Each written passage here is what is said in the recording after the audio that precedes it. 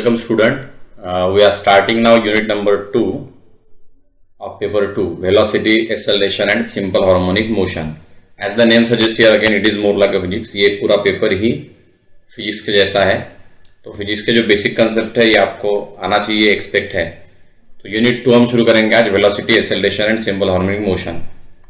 सो इसमें first part जो है वेलोसिटी, एक्सेलरेशन, इसके बारे में हमको देखना है और नेक्स्ट पार्ट में सिंपल हार्मोनिक मोशन हम देखेंगे। तो कुछ बेसिक डेफिनेशन आपको लगेगी, जैसे पार्टिकल। फिजिकली पार्टिकल मतलब क्या होता है? A rigid body in the form of point having some definite mass is regarded as particle. A rigid body in the form of point मतलब हम बॉडी को एक पॉइंट के मैथमेटिकली एक पॉइंट मानेंगे जिसका कुछ मास होता है, that as a particle here. Displacement, we know displacement is the change of position of moving point with respect to some arbitrary fix position. तो डिस्प्लेसमेंट सिंपल होता है, आपने किसी एक जगह को फिक्स मान लिया और ये एक पॉइंट है, इसके अकॉर्डिंगली ये ऐसा मोशन है, तो इसको रेफरेंस में लेते हुए ये जो डिस्प्लेसमेंट हो रहा है, ये मतलब ये मोशन जो है, that motion is nothing but what here? Displacement. Then next, generally we denote linear displacement by S and angular displacement by theta. हम लीनियर डिस्प्लेसमेंट के लिए एस सिंबल इस्तेमाल करते हैं और एंगुलर डिस्प्लेसमेंट के लिए theta. Velocity, the rate of change of displacement with respect to time is called as velocity. We denote the linear velocity by v, that is ds by dt, and angular velocity by omega, that is d theta by dt. Acceleration, rate of change of velocity with respect to time is called as acceleration. So these are the basic definition. आपको ये अच्छे से आता है, इसमें कोई doubt ही नहीं है, फिजिक्स का बेसिक्स है। So remember, in xy plane for a point A, A1, A2, then position vector of point A is vector A equal to A1I plus A2J. ये वेक्टर रिप्रेजेंटेशन होता है, position vector 2 dimension xy plane में। यहाँ तीसरा component नहीं है क्योंकि हम बात कर रहे हैं xy प्लेन की। साथ में यदि कोई भी पॉइंट A1, A2 मतलब उसके कोऑर्डिनेट पता है तो वेक्टर ऐसा लिखा जा सकता है। और मैग्नीट्यूड क्या होता है? वेक्टर ए का मैग्नीट्यूड दो तरीके से रिप्रेजेंट किया जाता है, एक उसके ऊपर का वेक्टर साइन रिमूव करके, या उस वेक्टर के दो साइड में वर्टिकल लाइन मतलब मॉड ऑफ ए कह के, it is under root of A1 square plus A2 square. तो 2 डायमेंशन में ये होता है उस वेक्टर का मॉड मतलब magnitude. Hence A square means magnitude of A square equal to, square करेंगे तो यहां होगा A1 square plus A2 square. तो ये हो गया वेक्टर कैसे लिखना है और उसका मैग्नीट्यूड। ओके, ये इंपॉर्टेंट है, मैग्नीट्यूड आपको आगे यूज करना है। Point number 2, we denote derivative with respect to T by dot over the quantity. कोई भी क्वांटिटी का यदि with respect to T derivative है तो उसके ऊपर डॉट ये सिंबल देकर लिखा जाता है, जैसे कि डी थीटा बाय डी को हम क्या लिखेंगे? Theta dot etcetera. एक्सेट्रा मतलब जैसे D R by D T आएगा इनकेस, तो वो आर डॉट होगा, D theta by D T जैसे थीटा डॉट हुआ। ये है पॉइंट नंबर 2। उसके बाद पॉइंट नंबर 3। पॉइंट number 3 is unit vector is a vector whose magnitude is 1 unit. तो यहां नाम में मतलब है यूनिट वेक्टर मतलब 1 यूनिट होना चाहिए magnitude. And we denote unit vector in the direction of vector A by A cap.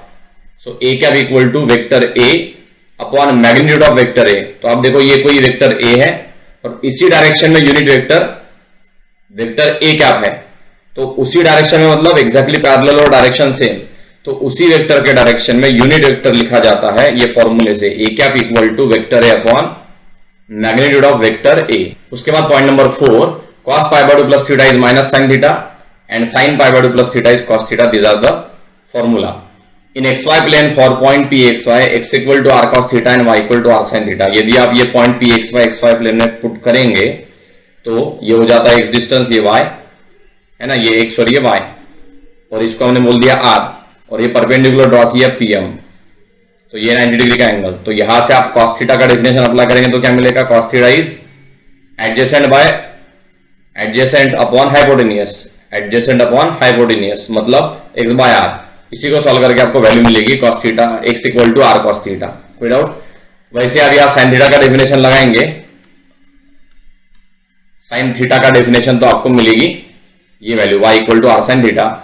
So r equal to OP and r square equal to, by Pythagoras theorem, r square equal to x square plus y square. Angle POM theta, ये angle theta है, x equal to r cos theta, y equal to r sin theta. So r equal to xi plus yj, x के जगह r cos theta लिखा और y के जगह r sin theta लिखा, तो r कैप क्या हो जाएगा? cos theta i plus sin theta j। क्यों ये r कैप है? क्योंकि आर कैप मतलब यूनिट वेक्टर होता है, और यूनिट वेक्टर देखो ये क्यों है, क्योंकि इसका स्क्वायर और इसके स्क्वायर का एडिशन मतलब मैग्नीट्यूड 1 आएगा, इसीलिए ये हो गया यूनिट वेक्टर। तो ये वेक्टर आर और ये उसी डायरेक्शन में यूनिट वेक्टर आर कैप, ठीक है, क्योंकि cos square theta plus sin square theta मतलब मैग्नीट्यूड 1 होगा। उसके बाद नेक्स्ट क्वेश्चन ये आया है समझ 16 में 1.5 मार्क के लिए। Prove that the relation dr by dt equal to d theta by dt into n cap where r cap and n cap are the unit vector along and perpendicular to the radial direction respectively in xy plane and theta is the angle made by the radius vector with an axis ox। तो जैसा यहां दिया है इस diagram आपको दिख रहा है, according to the given this is xy plane, this is x axis, this is y axis. तो ये एक पॉइंट है पी आर थीटा, इसका OX के साथ एंगल बन रहा है थीटा। ये वेक्टर है, इस डायरेक्शन में होगा आर कैप और उसको परपेंडिकुलर डायरेक्शन में होगा एन कैप। ये एंगल π/2 क्योंकि इसको ये क्या है नॉर्मल, नॉर्मल मतलब परपेंडिकुलर, रेडियस वेक्टर को ये वाला वेक्टर क्या है परपेंडिकुलर। ये एंगल थीटा है, ये π/2 है, तो ये π/2 प्लस थीटा होगा। अब ये π/2 प्लस थीटा कैसे, तो यहां थोड़ा आप ज्योमेट्री अप्लाई करो। जैसे हम ये ट्रायंगल की बात कर रहे हैं POQ की, जैसा यह अलग से मैं ये बता रहा हूं, ये ट्रायंगल है POQ है ना, यहां पर ये 90 है और ये थीटा है। वही डायग्राम मैं आपको अलग समझाने के लिए बता रहा हूं, ये Q है। तो यहां angle P plus angle O plus angle Q कितना होगा 180 होगा, मतलब पाई, मतलब एंगल P कितना है π/2 है, एंगल O कितना है theta plus Q equal to what pi, क्योंकि तीनों का एडिशन 180। तो Q एंगल कितना हो गया pi minus π/2 minus theta. Okay, मतलब एंगल Q हो गया पाई माइनस π/2 कितना π/2 माइनस थीटा। एंगल Q कितना हो गया π/2 माइनस थीटा, मतलब ये अंदर का ये वाला एंगल। अभी ये लीनियर पेयर है ये, और ये क्या है लीनियर पेयर, तो इसका भी एडिशन होगा 180, मतलब ये जो बाहर का एंगल है ये होगा पाई माइनस π/2 माइनस थीटा, है ना। ये पाई लीनियर पेयर में पाई, ये पूरा लीनियर पेयर मिलकर पाई बना, तो उसमें से ये सबट्रैक्ट कर देंगे आप, तो कितना मिलेगा Q मिलेगा। तो आप बराबर ज्योमेट्री अप्लाई करो तो आपको ये एंगल π/2 प्लस थीटा मिलता है। समझ में आ रहा है, बचपन में आपने पढ़ा है, वो ज्योमेट्री अप्लाई कीजिए। तो यहां पर आपको क्या गिवन है, गिवन है कि एक पॉइंट है जिसका रेडियस वेक्टर का एंगल बन रहा है थीटा। ओके, ये डायग्राम में आप देखो रेडियस वेक्टर का एंगल थीटा बन रहा है और उसको जो परपेंडिकुलर है वो एन कैप है। तो ये जानकारी इस्तेमाल करके आपको प्रूव करना है ये रिलेशन। तो let R be the position vector of point P, ये वेक्टर P का पोजिशन वेक्टर हमने R माना है। OP equal to R is the radius vector, इसको हम बोलेंगे पोजीशन का वेक्टर मतलब रेडियस वेक्टर यहां पर। Show that such that R makes angle theta with एक OX एक्सिस, ये एंगल थीटा है इसका OX के साथ, and PQ is normal to OP, PQ normal है OP को, ये दिख रहा है PQ, vector PQ is normal to this OP, perpendicular normal मतलब एंगल OPQ इज π/2, ये एंगल π/2 है OPQ परपेंडिकुलर इसलिए, so angle PQR π/2 plus theta, ये एंगल PQR ये बाहर का π/2 प्लस थीटा होगा। और एक शॉर्टकट भी है, there is a theorem in the 9th standard में भी आपने पढ़ा होगा कि एक्सटीरियर एंगल, ट्रायंगल का एक्सटीरियर एंगल उसका जो एडजेसेंट है वो छोड़कर बाकी दोनों का एडिशन होता है, बाकी दोनों का एडिशन मतलब ये इसका और इसका एडिशन ये होगा, एक्सटीरियर एंगल थ्योरम जिसको कहते हैं। सो आर कैप क्या हो गया cos theta I plus sine theta j, कैसे अभी हमने यहां पढ़ा है, यदि जनरल ये है तो आर कैप ये है, तो इस पॉइंट के लिए आर कैप क्या होगा cos theta I plus sine theta j, और N cap cos π/2 plus theta I plus sine π/2 plus theta j। N cap ऐसे क्यों आया, क्योंकि जो एन कैप है उसका एंगल x के साथ कितना बनता है π/2 प्लस थीटा, इसलिए यहां थीटा की जगह π/2 प्लस थीटा आएगा एन कैप के लिए, लेकिन आर का एंगल कितना बन रहा है थीटा, इसलिए ये मतलब यही फॉर्मूला है, बस ये एंगल जो था थीटा आर का बनता है इसलिए यह cos theta plus I sin theta आया, और उसके जगह एन कैप का एंगल OX के साथ π/2 प्लस थीटा बनता है इसीलिए यहां cos π/2 प्लस थीटा और sin π/2 प्लस थीटा आया। सो एन कैप हो गया cos π/2 प्लस थीटा का फॉर्मूला माइनस sin थीटा और sin π/2 प्लस थीटा का formula cos theta. So differentiate equation 1 with respect to t, आपने इसको डिफरेंशिएट करो t से। So D R cap by D T equal to what is the derivative of cos theta with respect to T minus sign theta into D theta by D T. ये D theta by D T कैसे आया, ध्यान से देखो, यहां आपने derivative लिया है, आपने डिफरेंशिएट किया विद रिस्पेक्ट टू टी, किसको, कॉस थीटा को, वेरिएबल अलग है, आपने टी से डिफरेंशिएट किया थीटा वाले फंक्शन को, इसलिए पहले तो डेरिवेटिव होगा, बाद में चेन रूल लगेगा। समझ में आ रहा है? कॉस थीटा का पहले डेरिवेटिव क्या होगा, माइनस साइन थीटा, और बाद में with respect to T derivative होगा थीटा का, ये थीटा का विथ रिस्पेक्ट टू टी, इसलिए D theta by D T.